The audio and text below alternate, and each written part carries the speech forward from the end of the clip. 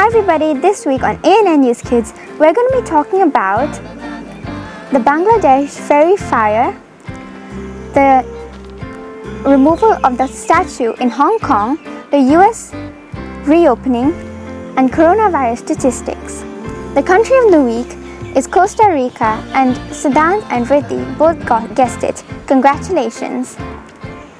In the Extra Fun segment, we are talking about unique Christmas traditions, and in the Prior at Your Career segment, we are interviewing Ravin Lama, who is a managing director of Mind Initiatives and has a newspaper in Nepal. I really hope you enjoy, and don't forget to like, subscribe, and share because we are trying to get to 1,000 subscribers. Thank you!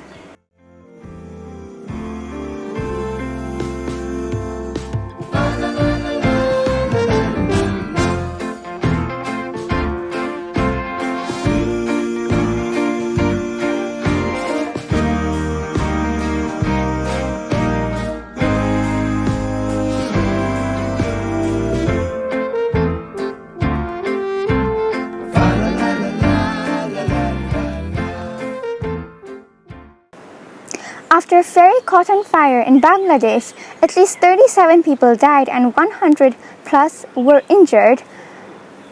The ferry started its fire mid-river, and it's believed to have started in the engine room. The ferry was 3-decker, and there were about 500 people on board. Many people jumped in the water to try and save themselves, but a few died that way too.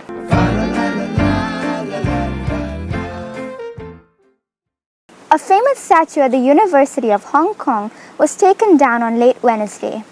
This statue portrayed the massacre in Tiananmen Square in 1989, and it showed piled up corpses of hundreds or possibly thousands pro-democracy protesters who were killed by the Chinese authorities.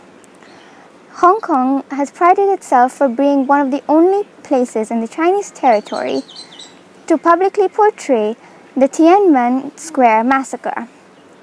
And its removal has come because of Beijing's increasingly cracking down on political dissent in Hong Kong. They've also started removing other statues.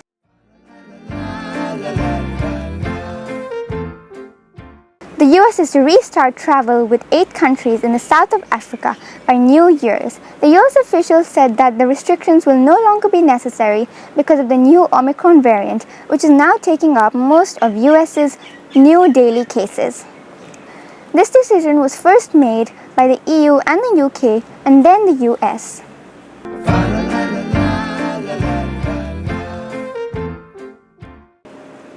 Coronavirus cases around the world are increasing. Around Christmas, there was a new coronavirus record of almost 1 million cases, although deaths are still decreasing. The top 5 countries with the most coronavirus cases are USA, India, Brazil, UK, and Russia, and the top 5 countries with the most coronavirus deaths are USA, Brazil, India, Mexico, and Russia. Thank you.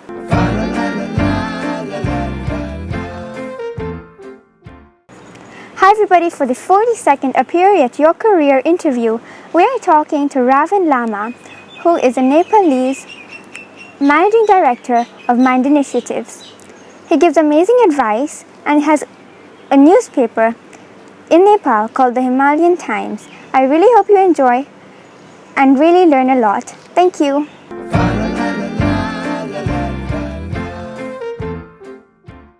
My name is Ravin Lama. I'm from Nepal, but for the last 15 years, I've now based myself in Mauritius. I've got business interests in Nepal as well, but 15 years ago, I'd come here to Mauritius to launch a newspaper. Unfortunately, we could only run it for 10 years before we had to wind it down. So I've got a newspaper in Nepal called the Himalayan Times, which is the largest selling English daily. But in Mauritius, after this newspaper shut, we started a training institute called Mind Initiatives. So And then I'm also the president of the American Chamber of Commerce, which is called AmCham in Mauritius. It is part of a global network of 118 offices all around the world. Wow. Thank you so much. And what do you do in your day-to-day job? It's interesting. See, one is I don't need to do much about the newspaper in Nepal because I have a whole team there and everything is now on the net. We correspond through Zoom, through different, there's WhatsApp, there's Viber. But in Mauritius, we run this training institute called Mind Initiatives, where we have a pool of international trainers. And as and when the need arises, we talk to companies, corporate houses to see what kind of training would they like. It could be anything from leadership to management to advertising, creativity, banking. It could also be on laughter, because I'm a trained laughter coach, leader, and a laughter ambassador. So I was Dr. Madan Kataria, the person who started the concept of laughter yoga in the world.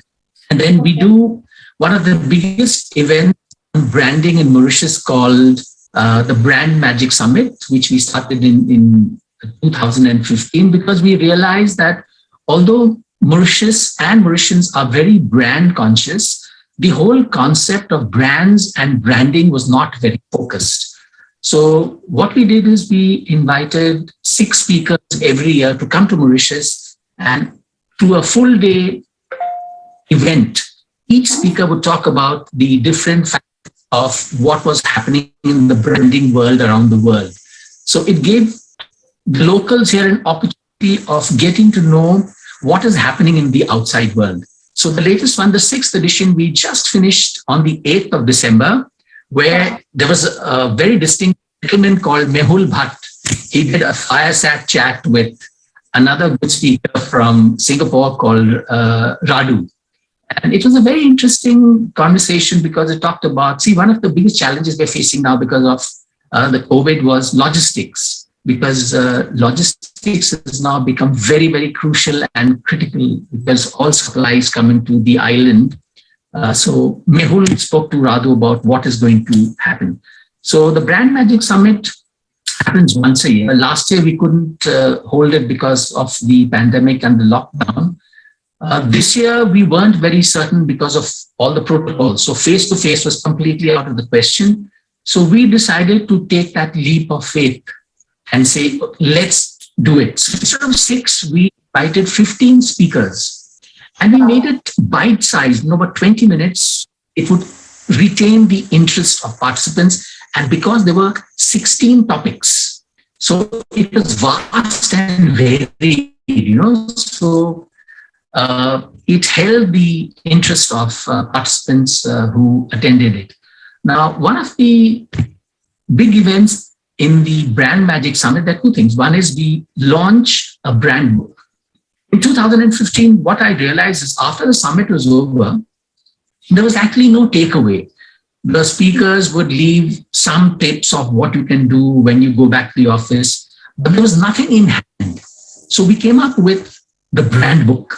So the brand book basically has stories from all around the world, on branding, on marketing, sales, advertising, and a lot of local brand stories. So that was something which we gave away to all the participants, and it is freely distributed because my wife, who's my business partner, we are very passionate about brands. So we said that this is something, people should read and digest. So we would distribute this freely. So we've done 4 brand books so far published. So the 5th one will be launched. We just launched on the 8th. But one of the other things in the Brand Magic Summit is we have the top brands of Mauritius awards. So one of the largest research companies in Mauritius is called Kantar, which is also the biggest in the world. So their Mauritius office, they come in as a research amongst 1,000 people in Mauritius, all around the island, about which are the local brands they prefer. So there are basically 4 categories we look at. And this research basically tells you that which brand is right on top. Like, for example, this year, the top 3 brands, first was the Apollo noodles, which have been consistently winning over the last 5 years. Second was Body and Soul, one of the fashion wear. And the third was, you must have heard the brand name Sun. So these were the top 3 brands which won this year. So one is the brand book we have, and then the top brands of Mauritius awards. So that is what I do in Mind Initiatives. As far as the American Chamber of Commerce is concerned, we've been trying to increase, see, the role of AmCham is to try and increase trade between Mauritius and the US. But what has happened is, during the lockdown, a lot of businesses got affected. So I thought, that why only the US? Because AmCham has got 118 chapters all around the world. So Africa is also a huge continent with 54 countries. So it's very close to us, and Mauritius is part of Africa. Why not any chapter around the world? So what we do is any member who reaches out to us to say that, look, we'd like to find importers, or we'd like to import, export, whatever, we try and connect the two. So as the president, that is my role. And then from time to time, we call in experts to do webinar. Right now, everything is online, so we do webinars. But ideally, what we do is face-to-face, we would invite guests and then have a kind of talk program. Unfortunately, for the last year and a half, we haven't been able to do much. But hopefully, I think in 2022, things should improve and we will be able to take off. Wow. That's really interesting. These initiatives are really interesting that you're doing.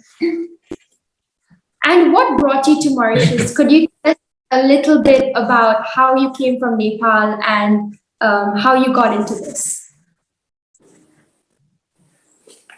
It's a very interesting story. The High Commissioner of India, Shyam Sarand, who was here 17 years ago, was posted to Kathmandu from Mauritius. He came to Kathmandu. And during one of the meetings, he mentioned the fact that there was a good potential for a new newspaper in Mauritius, because that time there were only 2 dailies. One was Le Mauricien and L'Express. So he planted that seed of why don't you start a newspaper in Mauritius? So Bhavna and I, we flew down to Mauritius in 2001, basically to do a recce to see would there be a scope for a newspaper. And one of the very interesting things we discovered is, like, when you travel around the world and you stay in a hotel, the first thing the hotel gives you is the morning newspaper. Like when you get up in the morning, you look for your bed tea. The first thing you do is grab a copy of the local paper. But in Mauritius, hotels do not give you newspapers. You have to buy them. So that we found extremely strange. So we had to book. And we were here for a week. We had to book our newspapers so that they would arrive and be delivered to our room. Then we thought that it was a good prospect. So in 2004, we launched a French newspaper, which we ran for 10 years. But then readership started declining. See, because now everything is going digital. We ran a very tight ship. We tried to keep our prices very, very economical. So, but after 10 years, we realized that this was a losing game for us. So we had to eventually sell off the paper, which we did. So that is how I came to, I was traveling very frequently to Mauritius from Nepal since 2001. But after the paper was set up in 2004, we decided the CEO had quit due to some family problems. So the board asked me, said, look, you've been traveling so frequently, you know the market well, would you like to move to Mauritius? So I spoke to my wife, Bhavna, and she quit her job. and decided to move with me. So 2006, Rishabh, Bhavna, and me, we moved to Mauritius, and we've been here. We love the island. It's a small place, a lot of friends. So we decided to, and although we travel to Nepal very frequently, at least 3 to 4 times a year, Yeah. but because of the pandemic last year, we haven't been able to travel since the last few years. Makes sense. But Mauritius, I think, is a beautiful country. Yeah. Yes. Wow. That's an amazing journey. And what do you like the most about what you do?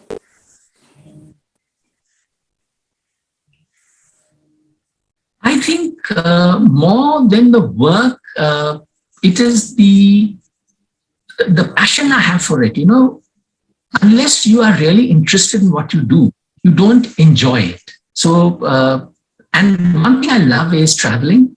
I love meeting people, and I love networking. And when you're in the newspaper trade, you get to meet a lot of people. You know, there are a lot of social events, and you get to meet a lot of people. I think I am the I don't know if I can boast about this, but I must have distributed over 10,000 visiting cards. Wow. So that is the people I have met and interacted with. So the reason I got into this is since school days, I was fond of writing. So I used to write for magazines and newspapers, make some pocket money. And then I discovered, hey, this is fun. Because then when you're growing up and you were earning on your own, you know, it gave you a different level of satisfaction. So then later on, after college, I joined a magazine and discovered that I had the skills, you know, of interviewing people. So when I was 21, I interviewed the Prime Minister of Nepal for a youth article. And then that gave me the confidence, you know, it's exactly like you're 12 and you're 14 and you started a TV channel, which is simply amazing. I was much older, so you were 7 years ahead of me. But I think it was the passion for people, for travel, which made me do. And then I've always believed that whatever knowledge you have and have acquired over the years, you should share. So that is something which I think empowering people, even in the organization, always make sure that you pass on your skills, you know, because that is extremely important. You should never feel that what if that other guy is better than me? Because the more you share, the more you get. The more you give, the more you get. That is something I believe in. Wow. Wow. And finally, what is your advice to kids? I see the current life has changed dramatically. You know, COVID has basically leveled everything. And I don't believe in giving advice to kids. What I'll do is I will share a story with you, which would be not exactly an advice, but it'll be a lesson. And I'll show you something. See, in my life, in my career, I have tried everything. There is not anything which I haven't tried, and I failed in practically all of them. So I was a model, I was a salesperson, I was a reporter, I was a journalist, I was into freight and forwarding. I've stood outside churches selling stuff. I've traveled all over. But what I've realized is that one should never, ever give up. So what I want to, I'll demonstrate it to you. See, I have here a piece of rope. Can you see that? Yes, I see. Yes. Can you see this? Okay. I have this rope here, solid. Yes.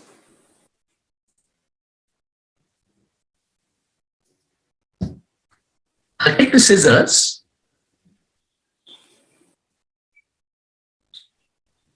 Can you see it cut? Yes. So I'm going to tie a knot here. All right. So I've cut the rope and I've tied a knot. All right. Can you see the knot? Yes. So Now, that's my hand. What I'm going to do is, I'm going to just wrap this. Now, I always keep some magic powder in my pocket, and then I sprinkle it. And if you say the magic word, do you know any magic word? Abracadabra. Abracadabra. If you say abracadabra, and if you fill it, Oh, wow. the roll again. So the lesson I wanted to demonstrate is that in life, there will always be challenges, there will always be setbacks. So no matter whatever happens, always be connected. Keep trying. Wow. And give your best. Don't ever lose hope or give up. Just keep trying. If something has failed, do something else. You should never ever give up or lose hope, because sooner or later things will work out for you. You know, you will always see light at the end of the tunnel. Yeah. So don't lose hope. Regarding the advice, I'd like to share the story of this guy called John who wanted to go to the airport. So he got into this taxi and he told the driver, whose name was Jim, he says, Jim, can you take me to the airport? So as they got into the car and the taxi was driving, suddenly from the side, another car came and swerved and nearly hit this car. Wow.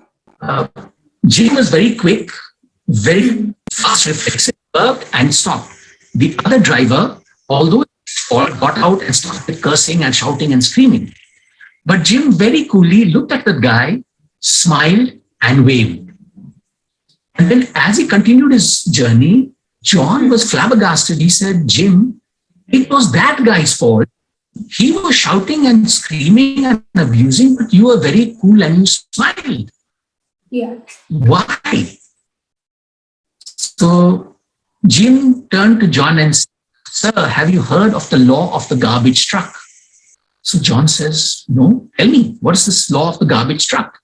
So he said, in life, you meet a lot of people who are filled with frustration, anger, stress, burnout.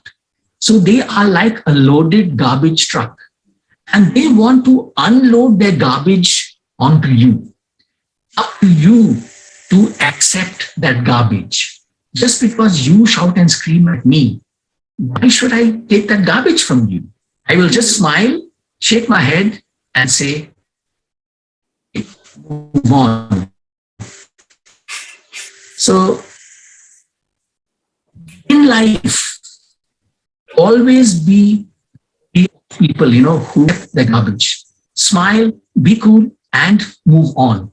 And that is what will help you maintain, that calmness, that feeling of peace you get, because you don't feel agitated anymore. You know that the other person is trying to make you stressed or agitated. So I would like kids, to remember always the law of the garbage truck. So that would be my advice to them. Stay cool, do what you have to do. Don't let external forces affect you. Wow. Wow, thank you so much. That's a very powerful message. And thank you so much for the whole interview. It was amazing. We really learned a lot from you and thank you so much. It was great. Oh, you're welcome. It was really Thank you nice for giving me the talking to opportunity to connect with you. I was very impressed, because you all speak with such conviction, with such confidence, which is really good. And what you've started, is contagious. Keep at it, because you very soon have your own channel. And I just wish you all the very best. Thank you, Thank you so much. Have a wonderful day and thank you so much once again. You're welcome. Same to you. Okay, All the bye. best. Bye.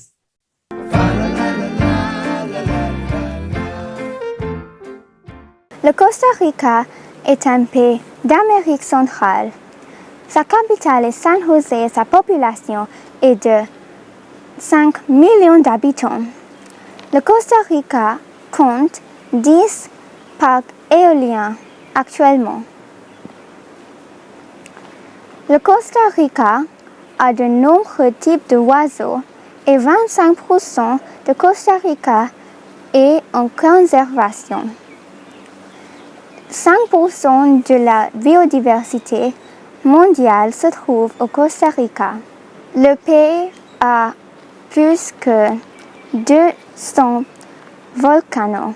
Il y a de millions de tortues dans les sanctuaires de tortues en Costa Rica. Merci.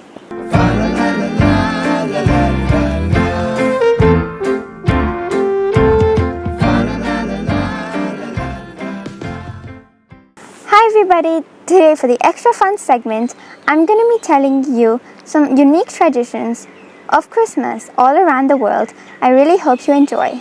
In Ukraine, instead of using baubles and tinsel to decorate a tree, they use spiders and spider webs. In alpine countries like Austria, in Christmas, there is believed to be a monster called Krampus instead of Santa Claus. All the children have to talk about their good and bad deeds, and the good children get good presents while the bad children get bad presents from Krampus. In Venezuela, everyone roller skates on Christmas. Even though Christmas isn't a national holiday in Japan, families all around the country go to their local KFC to have a Christmas dinner. Many homes in Finland have their own sauna, and on Christmas, usually in Finland, people celebrate in their saunas. Thank you, and I really hope you enjoyed these unique Christmas traditions.